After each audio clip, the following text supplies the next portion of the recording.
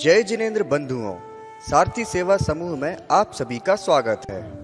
मुनि श्री 108 कुंतु सागर जी मुनिराज व एलक श्री 105 सिद्धांत सागर जी का 2020 का चातुर्मास नेहानगर निवासियों को प्राप्त हुआ है। धर्म लाभ हेतु आचार्य गुरुवर 108 विद्यासागर जी मुनिराज द्वारा रचित महाकाव्य मूकमाटी की कक्षा मुनि श्री 108 कुंतु सागर जी मुनिराज द्वारा ली जा रही है। हम आप तक यह कक्षा पहुंचा रहे हैं, जिसे रोज आप सारथी सेवा समूह के फेसबुक पेज या यूट्यूब चैनल पर प्रातः 9 बजे देख सकते हैं।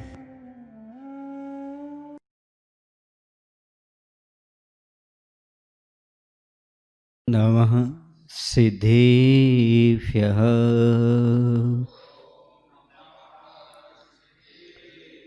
ओम नमः सिद्धेभ्यः।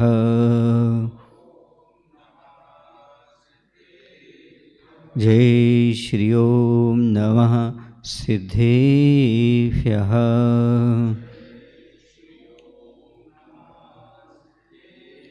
काउनमुक्कारम् अर्हन्ताडं तहे विसेद्धाडम् आर्यवज्झायाडं लोयम्येसौसाहुडं लोयम्येसौसाहुडं। बोले पंच परमेष्टि भगवान की, देवादिदेव श्री शांतिनाथ भगवान की, गुरु नाम गुरु आचार्य श्री ज्ञान सागर जी महामुनिराज की, आचार्य गुरुदेव भगवान श्री विद्यासागर जी महामुनिराज की।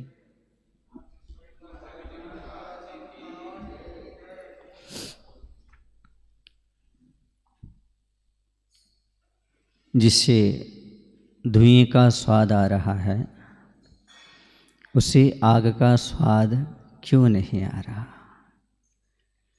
जिन लोगों की धारणा है कि अग्नि रस से रहित है, उनके लिए कुंभ कह रहा है कि भाई आग का स्वाद हर किसी को नहीं आ सकता।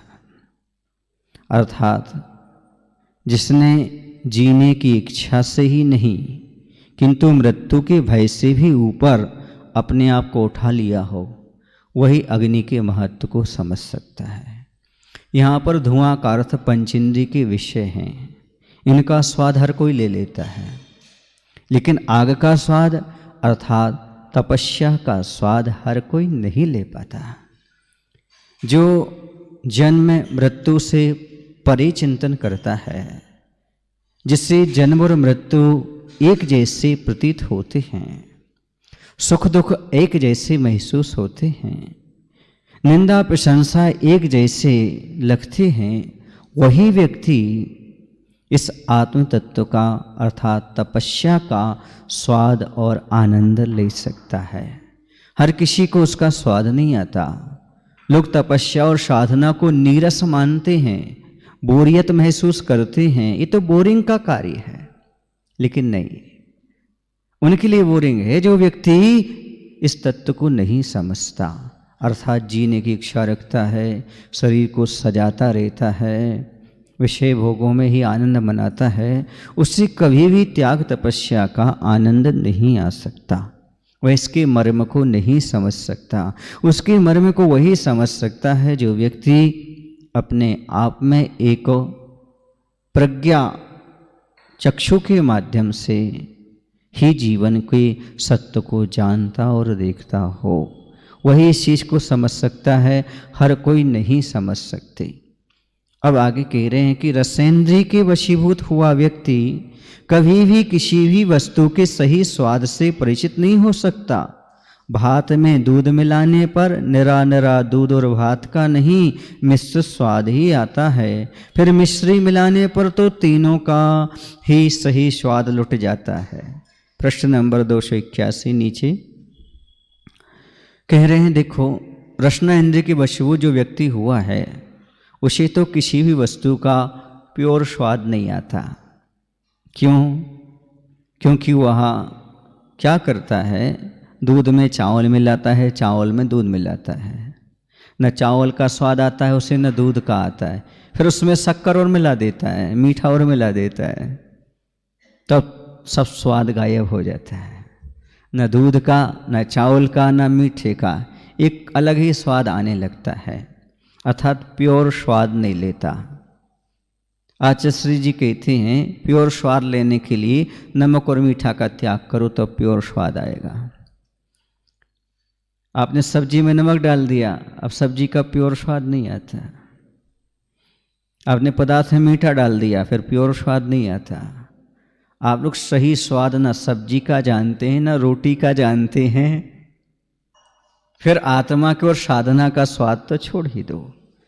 क्योंकि पंचेंद्रिय विषयों में लगा हुआ रसना की लोलुपता वाला व्यक्ति, जो रसना इंद्रिय के वशीभूत है, वह किसी भी पदार्थ का प्योर स्वाद नहीं लेता। बघार लगाना अर्थात बिगाड़ के ही खाना, जो स्वाद है उस वस्तु का प्योर स्वाद नहीं लेते, उसमें बघार लगा देते, तड़का तड़का बोलते हैं आप लोग, तो बिगाड़ देते उसके स्वाद का।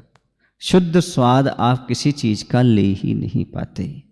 क्यों? क्योंकि आप बघार लगा करके, तड़का लगा करके, कुछ मिला करके ही चीज़ खाना चाहते हैं।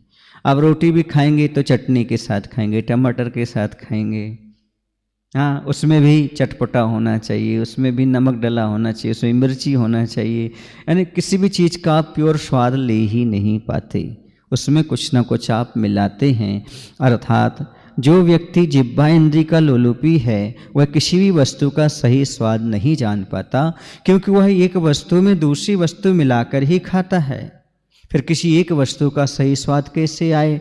जैसे भात में दूध मिला देने पर दूध और भात का अलग अलग स्वाद नहीं आता, और यदि उसमें मिश्री और घोल दी जाए तो फिर तो कहीं नहीं क्या असली स्वाद ही समाप्त हो जाता है। जैसे हमने एक दिन एग्जाम्पल दिया था,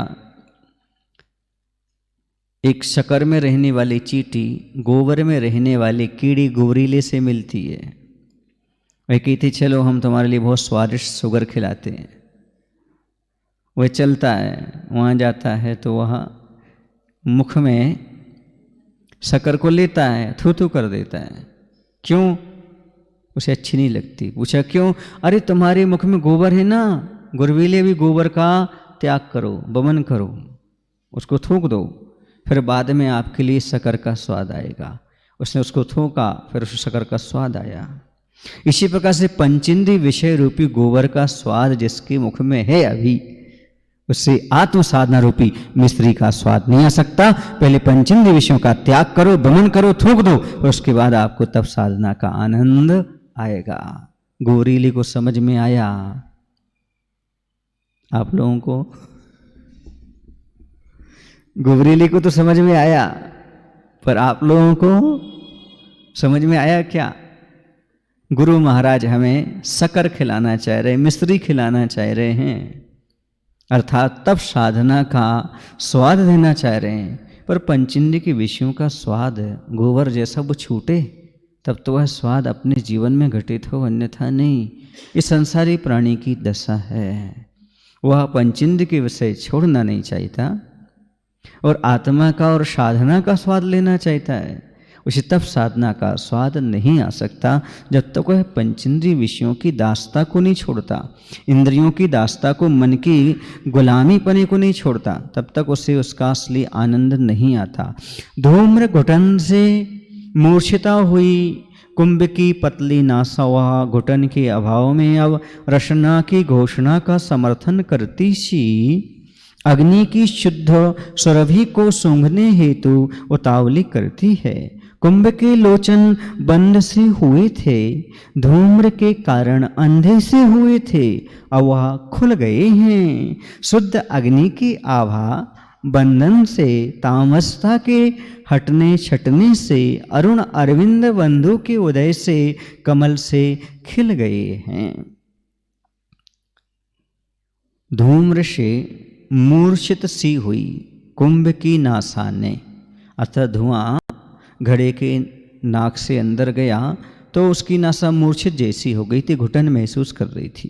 तो उस घुटन का होने से रसना का ही समर्थन किया और अग्नि की शुद्ध गंध को सूंघने हेतु उतावली करती है। वह धूम्र के कारण कुंभ की आंखें बंद हुई थीं, सो वो भी खुल गईं, जैसे अंधकार की हटते ही सूर्योदय होने पर कमल खिल जाया करते हैं, ऐसे वह भी खुल गए। अरविंद माने होता है कमल, और अरविंद बंधु माने होता है सूर्य।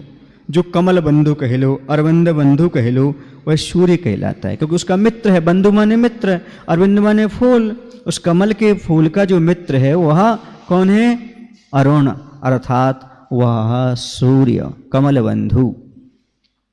तो उसके आते ही जैसे सूर्य खिल जाता है, वैसे ही कुंभ की आंखें बंद थीं, सो अब खुल गईं, जैसे अंधकार हटते ही सूर्योदय होने पर कमल खिल उठते हैं।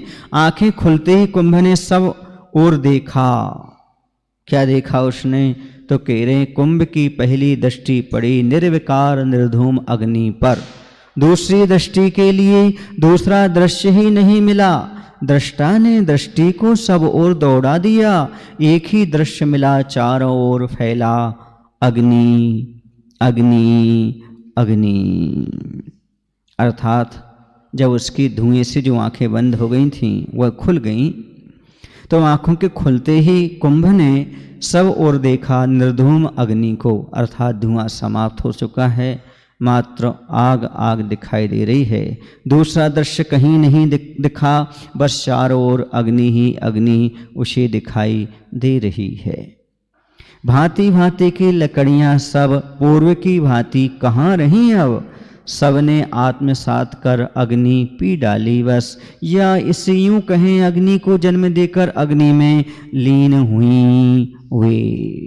अनेक प्रकार की भिन्न भिन्न लकड़ियां अब लकड़ियां नहीं रहीं, अपितु अग्नि को पी लिया, या इस तरह कहें कि अग्नि को जन्म देकर अग्नि में ही विलीन हो गई वो, क्योंकि अग्नि में वह जल गई, तो लकड़ियां भिन्न भिन्न वो दिखाई नहीं दे रही हैं। प्रति वस्तु जिन भावों को जन्म देती है, उन्हीं भावों से मिटती भी वह वहीं समर्पित समाहित होती है। जिन भावों का मिलन मिटन सहज स्वाभाविक है और अनादि अनिधन। कह रहे हैं, बीज पेड़ को जन्म देकर, मिट्टी घड़े रूप परिवर्तित होकर, पानी की बूंद सरिता सागर बन स्वयं मिट जाती हैं, अथवा उसी भाव रूप परिणमन हो जाती हैं। यह बात कही जा रही है। अर्थात प्रति वस्तु ये कब से चल रहा है? तो कह रहे ऐसा अनादि काल से होता आ रहा है और आगे भी अनंत काल तक होता रहेगा। अनादि अनिधन, ये कभी समाप्त होने वाला नहीं है। कैसा?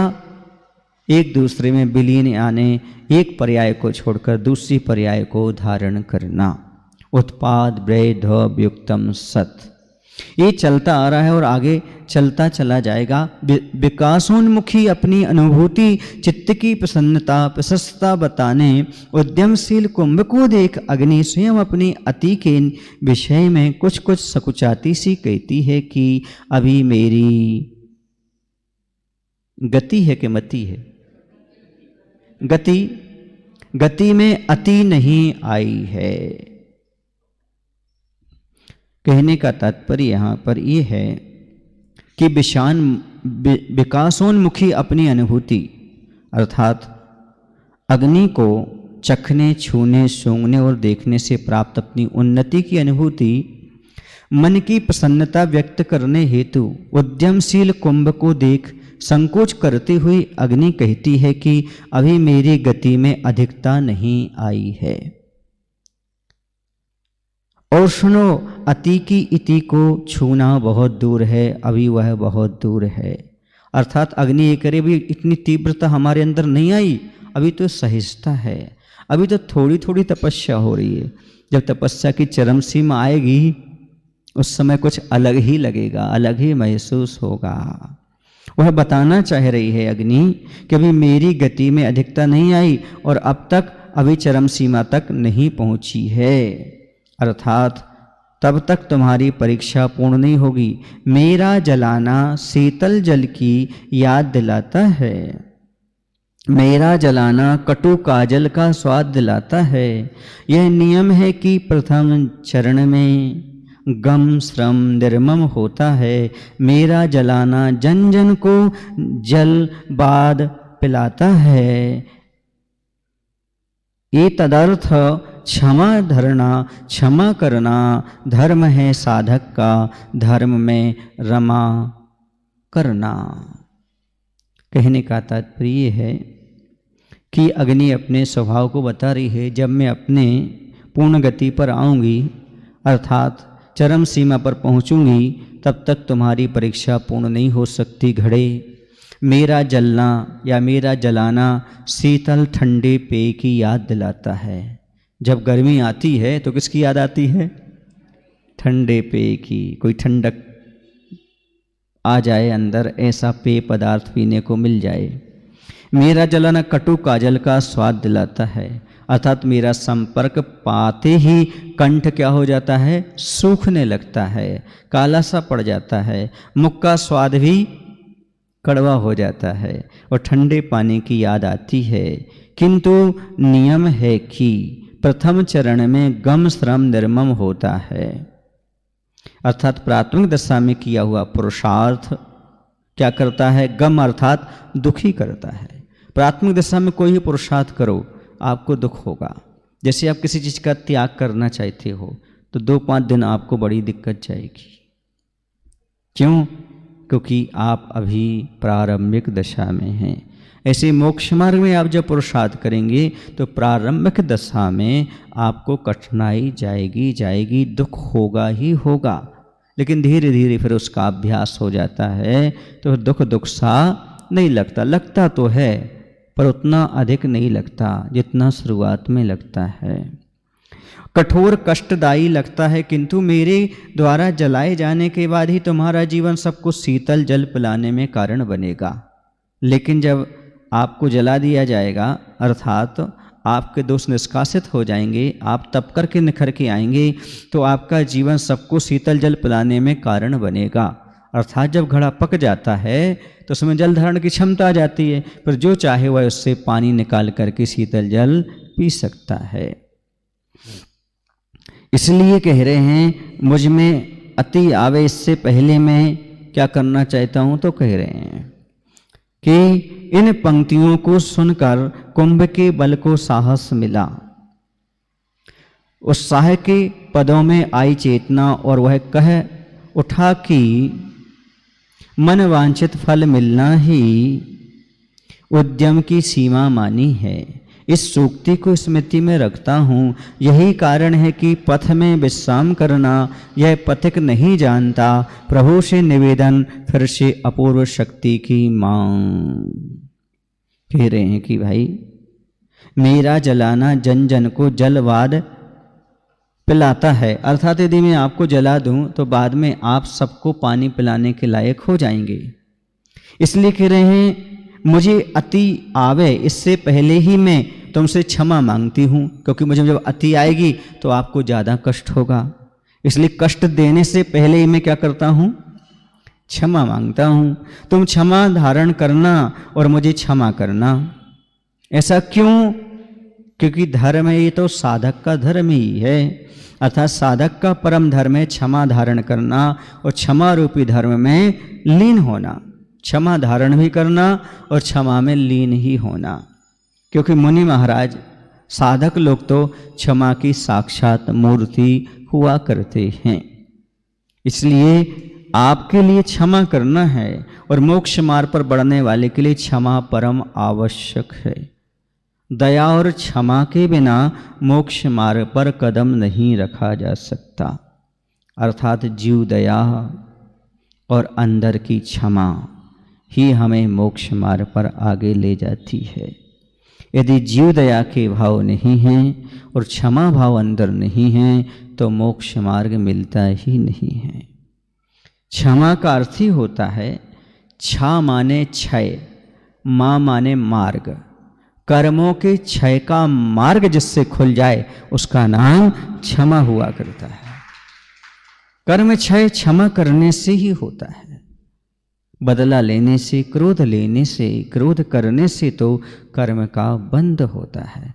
यदि कर्म की नजरा चाहते हो या मोक्ष मार्ग पाना चाहते हो तो क्षमा को अपनाना ही होता है, साधक का परम धर्म होता है, क्योंकि क्षमा क्षय का मार्ग है और मोक्ष मार्ग का उद्देश्य ही है कर्मों का क्षय करना।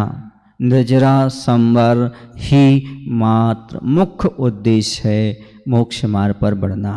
हमारे कर्मों का संवर हो, हमारे कर्मों की निर्जरा हो, यही उद्देश्य लेकर के मोक्ष मार्गी सब कुछ छोड़ करके आत्म कल्याण में प्रवृत्त होता है। सर्दी गर्मी भूख प्यास संयोग वियोग सुख दुख सब कुछ सहन करता है, मात्र यही उद्देश्य लेकर के चलता है मेरे कर्मों का संवर और निर्जरा हो, अर्थात कर्मों का आना रुक जाए और जो पहले से कर्म पड़े हुए हैं उनकी निर्जरा होती चली जाए, वह हमारी आत्मा से छूटते चले जाएं। एक दिन ऐसा आएगा नूतन कर्म आना रुक गया, अब जो पुराने कर्म हैं वो भी क्षय को प्राप्त हो गए, एक दिन खाली हो जाएंगे अर्थात मुक्त हो जाएंगे। इसी का नाम, कर्मों से मुक्ति मिलने का नाम ही मोक्ष कहलाता है। यही शाश्वत सुख की दशा मानी जाती है। इसलिए आपका तो ये परम कर्तव्य है, परम धर्म है, यदि मेरे द्वारा आपको कष्ट पहुँचे तो आप मुझे क्षमा प्रदान करना और क्षमा में लीन भी हो जाना। उस समय कुछ मत कहना, क्योंकि आग का काम तो ही है कुंभ को घड़े को जलाना और आप एक साधना से गुजर रहे हो, इसलिए आपको कुछ नहीं कहना। हकीकत तो ये है धर्म धर्मात्मा की ऐसी परीक्षा लेता है जैसे अवे की आग ईंट की और घड़े की परीक्षा लेती है, निश्चित है। या अग्नि सोने की परीक्षा लेती है, वैसे ही धर्म तपस्या एक साधक की ऐसी ही परीक्षा लिया करती है। कभी कभी बिहार भी होता है, अंतराय भी होता है, गर्मी भी होती, फिर भी चलना होता है। इसे तो कहा था अंगारों पर लेप लगाना सबके बस की बात नहीं, अर्थात गरम गरम रोड पर पैर रखना। देखो जमीन भी गर्म रहती है, हवाएं भी गर्म चलती है, ऊपर से सिर पर भी गर्म होता है।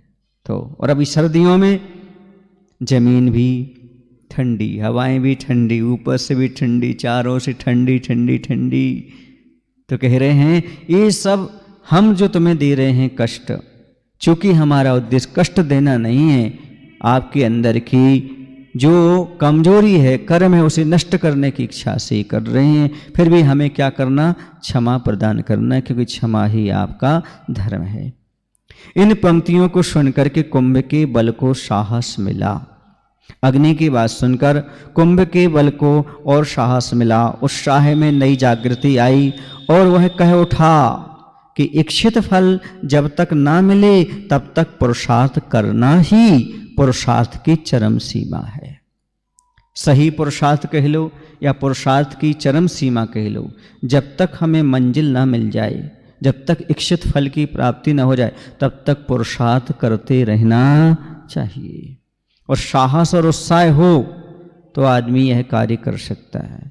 और साहस, उत्साह, श्रद्धा, लगन, विश्वास ये सब कमजोर पड़ जाते हैं तो पुरुषार्थ भी ढीला हो जाता है। हमेशा पुरुषार्थशील बनना पुरुष का परम कर्तव्य है, इसलिए हमेशा पुरुषार्थ करते रहो। इस सूक्ति को मैं सदा स्मरण में रखता हूँ। क्या रखता हूँ कि इसलिए मार्ग में आराम नहीं करता मैं और ना करूँगा। प्रभु से सिर्फ इतनी ही प्रार्थना है। क्या प्रार्थना है? अपूर्व शक्ति की मांग, अर्थात मुझे अपूर्व शक्ति प्राप्त हो, उसका मेरे अंदर उद्भव हो। कह रहे हैं इस सूक्त में स्मृति में रखता हूँ, यही कारण है कि पथ में विश्राम करना यह पथिक नहीं जानता। प्रभु से निवेदन फिर से अपूर्व शक्ति की मांग, इसलिए कहीं रुकता नहीं, एक क्षण भी नहीं रुकता। सुने आप लोग, जिंदगी जीने का नाम है। जीना जानते हैं आप लोग? कितने लोग जीना जानते हैं? अरे अभी तो तुम चढ़ करके आए हो, जीना नहीं जानते आप? बुंदेलखंड में सीढ़ियों को क्या बोलते हैं? जीना। तो जीना नहीं जानते आप? बताओ। इसी तो कहता हूं हर इंसान अपने घर में एक जीना बनाता है, कोई मरना नहीं बनाता।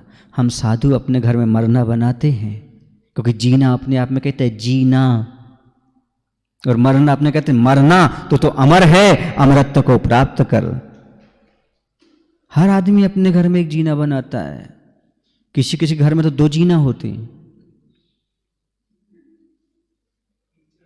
हाँ, बंडा की बात है। एक बार मैं आहार के लिए गया एक गृहस्थ के यहाँ, बोले महाराज जी हमारे घर में दोनों तरफ जीना है। हमने कहा हमें तो एक ही तरफ जीना है भैया। आपको दोनों तरफ जीना है, थोड़ा धर्म भी कर लो थोड़ा कर्म भी कर लो, पर महाराज को तो एक ही तरफ जीना है। तो हर आदमी अपने घर में एक जीना बनाता है, कोई मरना नहीं बनाता, और कभी कभी बस जीने से गिर के ही मर जाता है। मैं कहना चाहता हूं जीना बनाने से पहले मरने की बात सोचो। क्यों? क्योंकि जो मरना समझ लेता है वो जीवन में अमर हो जाता है। जैन दर्शन में जीने की कला नहीं सिखाई जाती, मरने की कला सिखाई जाती है, अर्थात समाधि मरण की कला सिखाई जाती है। तुम्हें अंत में समाधि मरण कैसे करना, दुनिया में जन्म लेते ही खाना सिखाया जाता है, भोजन करना सिखाया जाता है, अंत समय भोजन कैसे छोड़ना, संसार कैसे छोड़ना, दुनिया को कैसे भुलाना, ये सब सिखाया जाता है। तो जीना में विश्राम नहीं करना, जीना में बैठना नहीं, जीना में सोना नहीं, जीना में तो मात चढ़ा जाता है। बोलो ना, जीना में आप बैठते हो, जीना में आप सोते हो, फिर क्या करते? जीना में चढ़ते ही रहते हो। ऐसे ही इस जीने में, जिंदगी में पथिक कभी विश्राम नहीं लेता, हमेशा चरे वेती चलता रहता है। क्योंकि जिंदगी जीने का नाम है, जिसमें उतार चढ़ाव होते हैं। वो कब तक होते हैं? जब तक जीना समाप्त नहीं होता। एक सीढ़ी भी रहती है तो भी उतार चढ़ाव तो रहते ही हैं। अब आया समझ जीना? कितने को जीना समझ में आया? बोलो ना। अब जीने से उतरना नहीं, जीने पर चढ़ना, ऊंचाइयां प्राप्त करना। आपको जीने का मायना समझ में आ जाएगा। आखिर जीना तो हम रोज देखते हैं, जीने पर पैर रोज रखते हैं, पर कभी जीने पर सोते नहीं, कभी जीने पर बैठते नहीं। हाँ, थकना नहीं, बैठना नहीं, आगे चलते चले जाना। क्योंकि जो सीढ़ियों पर बैठ जाते हैं उन्हें लोग लात मारते हुए निकल जाते हैं और पीछे छूट जाते हैं। इसलिए आप जीने पर मत बैठिएगा। हर इंसान उस जीने से गुजरता है, आपको भी जीने से गुजरना है। उस जीने पर विश्राम नहीं करना। हाँ, भगवान से प्रार्थना करो हमारे अंदर ऐसी शक्ति उत्पन्न हो। हे प्रभु, सिर्फ इतनी प्रार्थना है, मुझे अपूर्व शक्ति का उद्भव हो, अर्थात प्राप्त हो, यही मांग है। भुक्ति की ही नहीं, मुक्ति की भी चाह नहीं है इस घट में। वाह वाह की परवाह नहीं है प्रशंसा के क्षण में। दाह के प्रवाह में अवगाह करूं, परंतु आह की तरंग भी कभी नहीं उठे इस घट में, संकट में। इसके अंग अंग में, रग रग में विश्व का तामस आ भर जाए। कोई चिंता नहीं, किंतु विलोम भाव से, यानी तामस समता।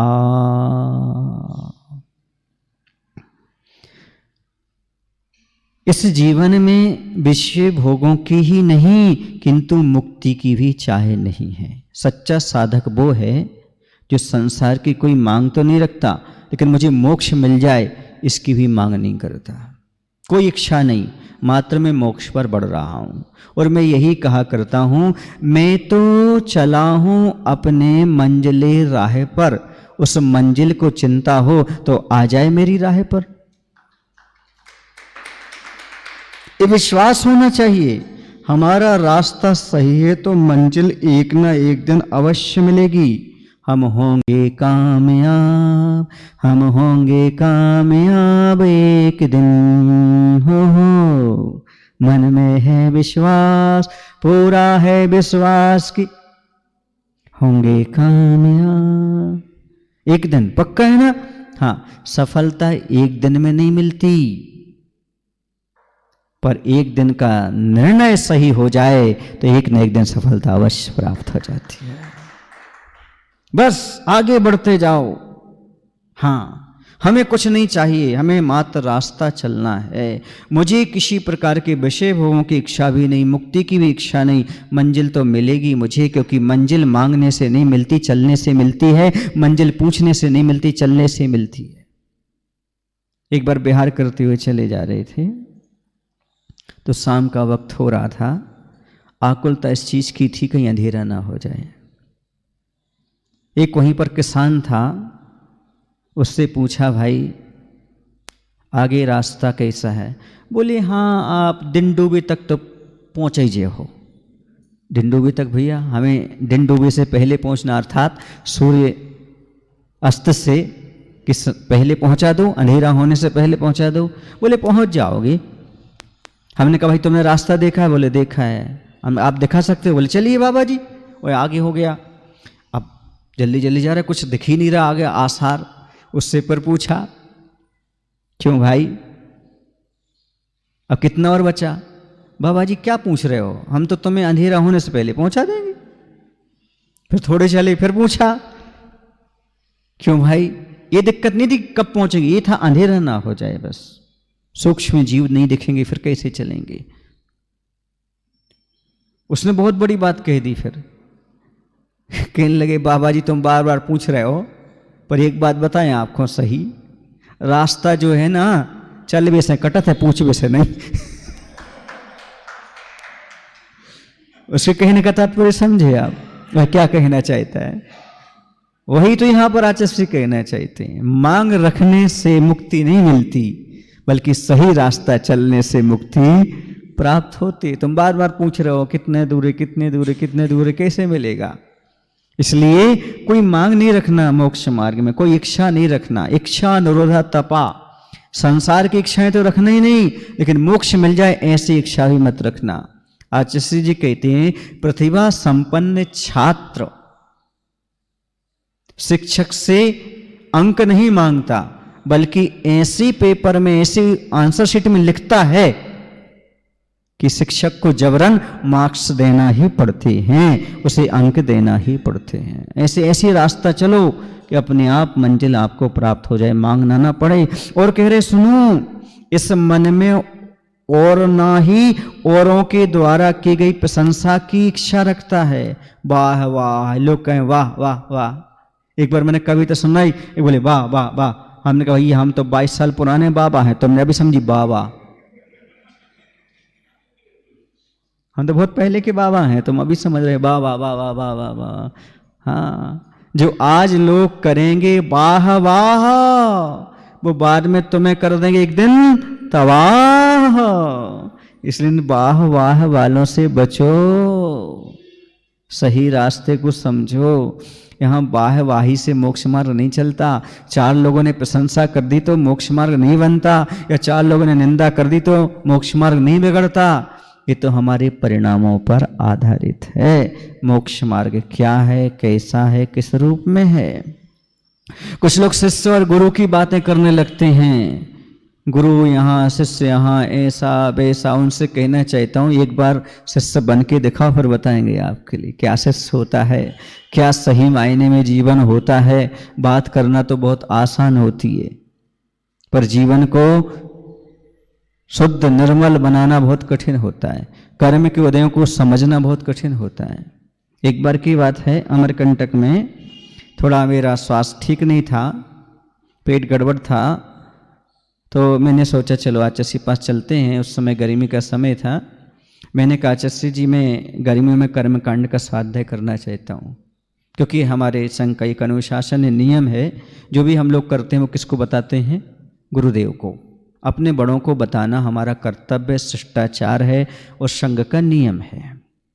तो हम आचार्य पास गए, हमने कहा आचार्य जी हम कर्मकांड का स्वाध्याय करना। ये गलत काम नहीं है, पर फिर भी गुरु से पूछना हमें क्या पढ़ना क्या नहीं पढ़ना, क्योंकि गुरु का जैसे आशीर्वाद मिलता है विद्या अपने आप प्राप्त होते चले जाती है। तो मैंने आचार्य जी से कहा आचार्य जी मैं ये स्वाध्याय कर्मकांड का करना चाहता हूँ।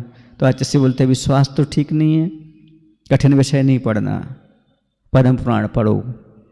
और जो कर्म के उदय आ रहे हैं उन्हीं को पढ़ो। यही सबसे बड़ा कर्मकांड का स्वाद है। किसको पढ़ो? कर्म के उदय को पढ़ना। कर्मकांड पढ़ना सरल है, पर कर्म के उदय को पढ़ना बहुत कठिन है। अभी कौन से कर्म का उदय चल रहा है, कैसा चल रहा है, हमें कैसे समता परिणाम बनाना। हाँ, प्रशंसा में फूलना नहीं, दुख में घबराना नहीं। ये सब जो परिणतियां हैं पाप पुण्य की, इसके माध्यम से सब दिख रहा है। इसमें साम्य भाव रखना, ये कर्म को पढ़ना बहुत कठिन है। कर्म के उदय को पढ़ना, कर्म कौन से गुण स्थान में कितने कर्म का उदय होता है, बंध विच्छुत्ति होती है, सत्य होता है, ये पढ़ना तो सरल है। पर वर्तमान में हमारे कौन सा कर्म चल रहा है, हमें कौन से परिणाम बना करके चलना, यह बहुत कठिन होता है। तो यही बात कही जा रही, बस इतनी इच्छा है कि अग्नि के बहाव में डुबकी लगाऊं तो भी इन संकट के क्षणों में मुख से आह ना निकले, अर्थात पीड़ा की अभिव्यक्ति ना हो। मुझे दुनिया की बाह नहीं चाहिए, लेकिन जब तपस्या करते हुए कष्ट आए तब मुख से आह ना निकले। दुनिया परवाह नहीं, दुनिया हमें क्या कहती क्या नहीं, पर मेरे मुख से आह ना निकले। अर्थात मेरे अंदर ये नहीं करे कष्ट मत देना, बल्कि कष्टों से जूझने की शक्ति अवश्य देना।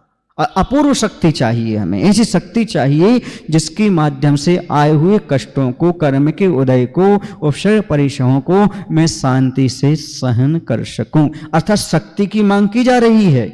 संकट दूर हो जाए ऐसी बात नहीं कही जा रही है, मुझे प्रशंसा मिले इसकी परवाह नहीं की जा रही, निंदा हो इसकी परवाह नहीं की जा रही, बल्कि हमारे मुख से आह न निकले, पीड़ा की अभिव्यक्ति ना हो, अर्थात मैं सब शांति से सहन कर सकूं, ऐसी शक्ति दो। इस तन के अंग अंग में, रोम रोम में विश्व का अंधकार समा जाए, इसकी कोई चिंता परवाह नहीं। अर्थात दुनिया की जो भी बुराइयां हैं वो मेरे ऊपर टूट पड़े, अर्थात सब आक्रमण कर दें, किंतु विपरीत भाव से यानी तामसता हमारे ऊपर घेर ले आ जाए, लेकिन समता रूप में परिवर्तित हो जाए। वह तामसता भी क्या बन जाए? उल्टा, विलोम, तामस समता। तामसता समझते हो, यही सब विकृतियां तामसता कहलाती हैं। तामसिक भोजन, तामसिकता, जिसके माध्यम से अहंकार है ना, दुर्भावनाएं उत्पन्न हो, ये सब परिवर्तित हो जाएं, अर्थात सारे उपसर्ग परिचय समता की नदी में डूब जाएं। समझ गए ना? एक बार मैंने आचार्य जी से कहा, आचार्य जी कभी कभी सामयिक में मच्छर, सर्दी, गर्मी ये सब हो जाते हैं, तो थोड़ी क्या होने लगती है, आकुलता सी होने लगती है। तो आचार्य ने एक ही बात कही, तुम सामयिक पर कहाँ बैठते हो? हमने कहा कमरे में पार्टी पर बैठते हैं। बोले एक काम करो, समता की पार्टी में बैठ जाओ, उस समता का पाटा कुचालक होता है, किसी प्रकार करंट नहीं लगेगा। किसके पार्टी में बैठो? समता की पार्टी में। अर्थात आसन मार के बैठो या न बैठो, आस मार के बैठो। समता परिणाम, समता का नाम ही तो सामायिक है, और महाराज जी के मूल गुण में सामायिक नहीं है, समता है। क्या है? समता। बस, फिर महाराज सामायिक क्यों करते हैं आप, जब समता है तो? आपको समता तो हमेशा है, सामायिक इसलिए करते हैं कि आत्मा से मिलने का अवसर वहीं मिलता है। आत्मानुमुखी बिना सामायिक के नहीं बन सकते, और शुद्ध उपयोग को प्राप्त करना है तो सामायिक की परम आवश्यकता है। विशेष कर्मों की निजरा करने के लिए सामायिक की परम आवश्यकता है। सारे व्रत पढ़ाई जैसे हैं, लेकिन सामायिक परीक्षा जैसे हैं। यदि परीक्षा नहीं देते तो उन्नति प्राप्त नहीं होती। उस 5 व्रतों की पूर्णता यदि होती है तो सामायिक के माध्यम से ही होती है। जो ध्यान के माध्यम से नजरा होती है वह स्वाध्याय आदि के माध्यम से, व्रत आदि का पालन करने से उतनी निर्जरा नहीं होती जितनी सामायिक के समय सबसे अधिक आमदनी यदि किसी में होती है तो सामायिक में हुआ करती है। वह समय नहीं है सोने का, वह समय है भैया सोने का। Gold for not sleep. ये सोने का नहीं है, ये सोने का समय है। इसे मत खोइए, इसे बर्बाद मत करिएगा। आचार्य भगवंत हमेशा कहते हैं कि हमारे लिए शुद्ध उपयोग में जाने के लिए आत्मा की ओर आने के लिए सामायिक परम आवश्यक है। बाकी समता परिणाम तो रहता ही है। आप लोगों को भी एक सामायिक प्रतिमा बताई है, बताई कि नहीं बताई? और अतिथि संविभाग आदि व्रत के साथ, अच्छा शिक्षा व्रत के साथ भी सामायिक शिक्षा व्रत आता है। आपको सामायिक शिक्षा व्रत है कि नहीं है? है। और सामायिक प्रतिमा भी है।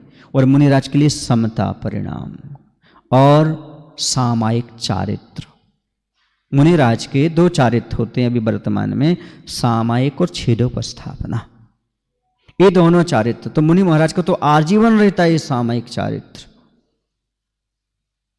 5 पापों का त्याग करना आजीवन, यही तो सामायिक चारित्र है। आप लोग सामायिक क्यों करते हो? 5 पापों का पूर्ण त्याग करके आत्मा परमात्मा का, पंच परमेष्टि का, 12 भावनाओं का चिंतन करते हो, यही तो सामायिक है। और मुनिराज का तो ये 24 घंटे ही बना रहता है।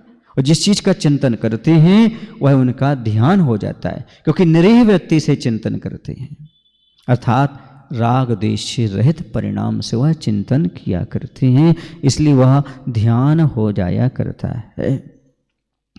हे स्वामिन, और सुनो, व्यक्तित्व की सत्ता से पूरी तरह ऊब गया यह, और कर्तव्य की सत्ता में पूरी तरह डूब गया है। अब मौन मुस्कान पर्याप्त नहीं, आपके मुदित मुख से बस बचना चाहता है प्रभो। और कह रहे हैं, हे भगवान, अब व्यक्तिगत प्रतिष्ठा ख्याति की चाय से पूरी तरह उदासी आ चुकी है। मुझे अब नाम की कोई परवाह नहीं, ख्याति लाभ पूजा मिले, लोग मुझे पूजें, मुझे चाहें, ऐसी कोई अपेक्षा नहीं है। इस तरफ से उदासी छा चुकी है। अब मात्र कर्तव्य का भाव ही मन में रहा। अब तो मुझे मात्र कर्तव्य का पालन करना है। कर्तव्य ही मेरे जीवन का ध्येय है, कर्तव्य ही मेरे जीवन का उद्देश्य है। मैं मात्र अब कर्तव्य का पालन करना चाहता हूँ, ऐसा कुंभ कह रहा है। अतः आपके मुख की मुस्कान मात्र मेरे लिए पर्याप्त नहीं है। अतः कह रहे हैं, अब आपके मुख से कुछ वचन प्रवचन सुनने मिले, बस और कुछ चाहे नहीं है। मात्र अब आप क्या मत करो भगवान, मुस्कान मत देते रहो, अब कुछ उपदेश भी देने का कष्ट करो, क्योंकि अब मुझे कोई ख्याति लाभ पूजा की चाहे रही नहीं है। मुझे तो मात्र अपने मन में एक ही बात है, मुझे कर्तव्य का पालन करना है। तो आप अकेले मुस्कान मत दो, हमें मुस्कान दे के टालो मत, अब कुछ वचन दो, कुछ प्रवचन दो, ताकि हम अपने कर्तव्य में अच्छी तरह से आगे बढ़ सकें। परिणाम परिधि से, अविराम अवधि से अब यह बचना चाहता है प्रभो। रूप सरस से, गंध परस से परे अपनी रचना चाहता है विभो। संग रहित हो, जंग रहित हो, शुद्ध लोह अब ध्यान दाह में बस बचना चाहता है प्रभो। और वह निवेदन कर रहा है कि संसार के सभी बंधन, सभी सीमाओं से परे होना चाहता हूँ। कोई भी परिधि मुझे बांध ना सके, कोई अवधि मुझे रोक ना सके।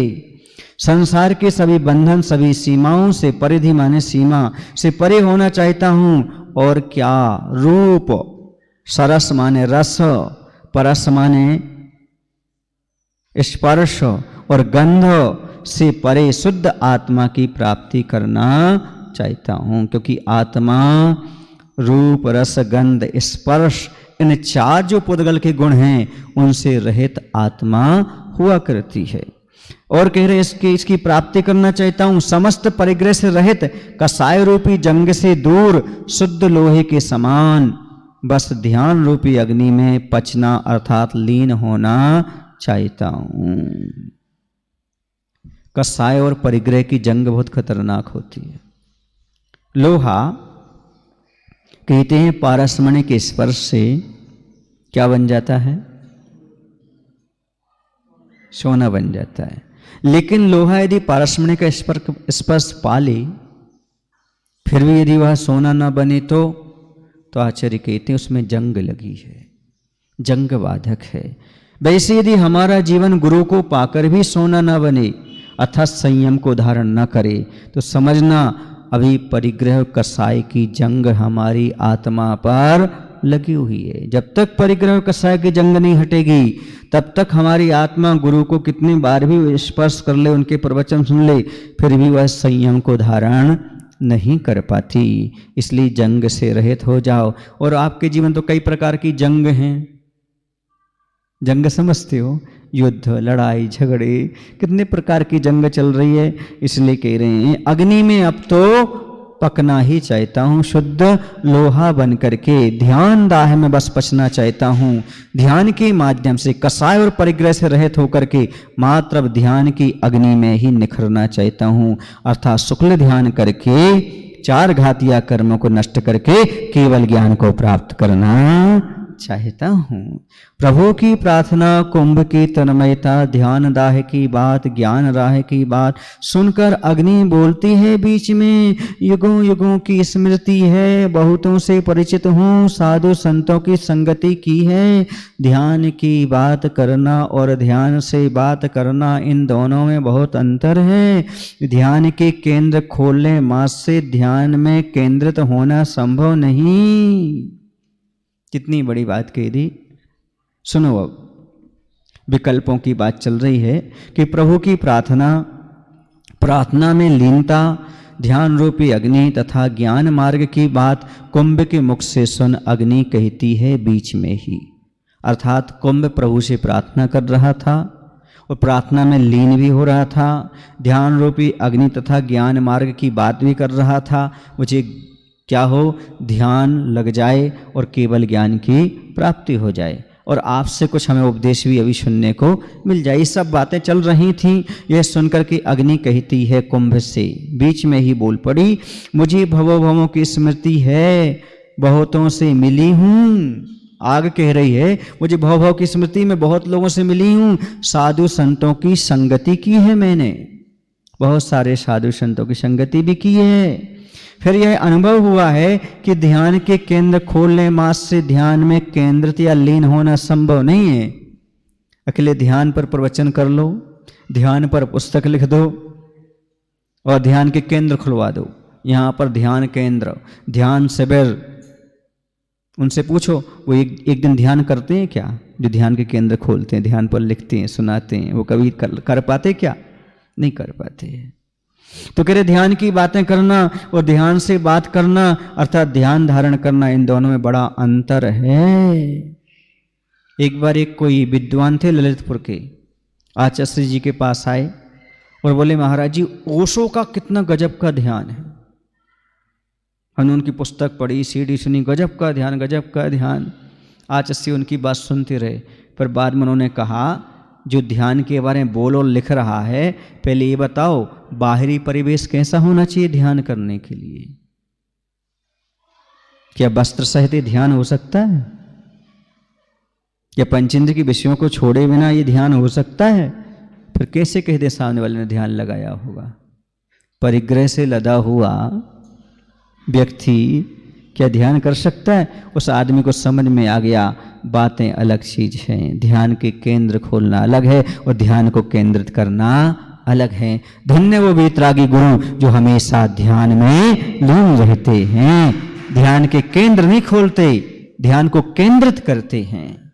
तो बात करना अलग है, आत्मा की बात करना अलग है और आत्मा से बात करना अलग है, आत्मा की चर्चा करना अलग है और आत्मा से चर्चा करना अलग है, आत्मा में चर्या करना अलग है। तो ध्यान के तो बहुत सारे केंद्र खुल रहे दुनिया में, उससे क्या मिलने वाला है? ध्यान के केंद्र नहीं खोलना बल्कि ध्यान को केंद्रित करना है, ये महत्वपूर्ण है। मिठाइयों की लिस्ट बनाना अलग है और एक आध दो मिठाई खाना। स्वाद मिठाई की लिस्ट बनाने से नहीं आएगा भैया, स्वाद तो मिठाई खाने से आएगा। वैसे तो एक चम्मच भी होती है, सबको परोसती रहती है, और बड़ी हो तो क्या कहते उसको? अब मेरे मुख से निकली अच्छी बात नहीं, आपने बोल दिया। तो वह क्या करता रहता है? परोसता तो रहता है लेकिन स्वयं खाता है क्या? ऐसा ये हो गया, यहाँ की कैसेट सुनी, यहाँ की प्रवचन सुने, जाके दूसरे को सुना दिए, जीवन में कोई अमल नहीं किया। वो किसकी भांति है? चम्मच की भांति है। और किसकी भांति कहें उसके लिए?